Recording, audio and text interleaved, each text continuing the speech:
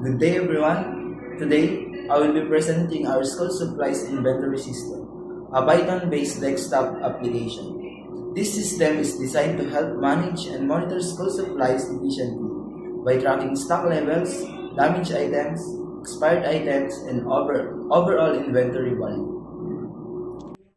Let me walk you through the key parts of the system. First, we have the login system. System login.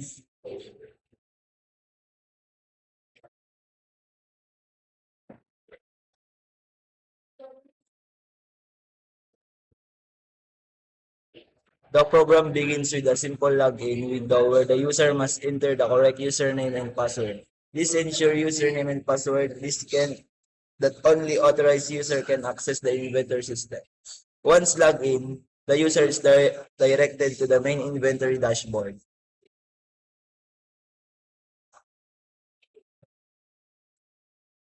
At the top of the dashboard, we display four important summary cards: total stocks, total damage, total expired, inventory.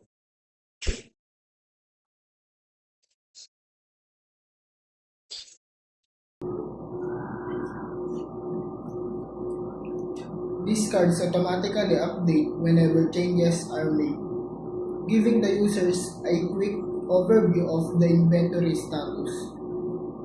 Next, we have the search functionality. Users can easily search for items by typing into the search bar, which filters the list in real time. The main component of system is the preview table, which displays all inventory items. Each item includes ID, name, brand, price, stock, damage count, expired count, expiration date. Users can also sort the data by clicking on the column headers. Now let's talk about the inventory actions. This system allows users to perform several operations. Number one is add stock. Example, if there are 20 bottles of water and 10 new bottles arrive, the user adds 10, making the total of 30 bottles. Next is remove stock. Example, if 5 bottles are sold from 30 bottles, the user removes 5, leaving the 25 bottles. Next is mark, it, mark items as damage. Example, if 2 bottles are broken, the user marks them as damage. Next is mark items as expired. Example, if 3 gun codes pass their expiration date, the user marks them as expired. Next is remove damaged items. Example, after checking, the damaged bottles are to remove from the inventory. Next is remove expired items. Example, the 3 expired canned goods are deleted from the stock list.